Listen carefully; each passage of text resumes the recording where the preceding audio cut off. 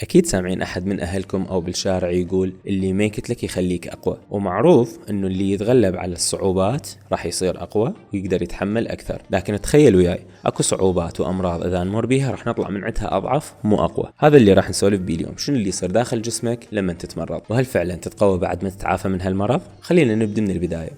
لما يدخل فيروس أو بكتيريا لجسمك، الجيش الداخلي اللي بجسمك اللي هو المناعة يبدي المعركة. هاي المعركة فائدتها أنه ندافع عن الجسم مالتنا ضد هذا المرض اللي اجانا. فممكن تكون معركة قوية وممكن تكون معركة بسيطة. احيانا بعد ما ينتصر جسمك على هذا المرض يصير اقوى، مثل المحارب اللي اخذ درس من معركة معينة.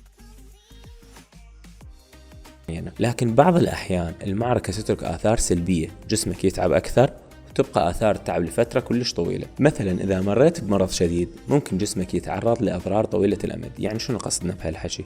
يعني إذا كان المرض كلش قوي ممكن يأذي جسمنا ويبدي ياكل بيه من الداخل. أجهزة جسمك اللي تأثرت بهذا المرض يمكن تحتاج فترة كلش طويلة حتى ترجع تتعافى من جديد، وبعض الأحيان حتى ما تتعافى بشكل كامل، يعني تبقى بيها آثار ما تروح أبد. يعني مو كل مرض يخليك أقوى وينطيك مناعة من هذا المرض، لا، أكو أمراض راح تبقى بينا وتخلينا أضعف بالمستقبل. أكو دراسة سووها العلماء على بعض الفيروسات، اكتشفوا إنه بعض الأمراض تضعف الجسم بعد التعافي، يعني بعد ما يطيب الجسم يصير أضعف ما يصير أقوى، مثل الأمراض المزمنة اللي بعد ما يتعافى الجسم من عندها بسنوات يبقى يعاني من عندها. فإذا الجواب على سؤالنا مو دائما اللي ما يقتلك يخليك أقوى، مرات يخليك أضعف ومرات يخليك مستعد أكثر لمواجهة اللي جاي.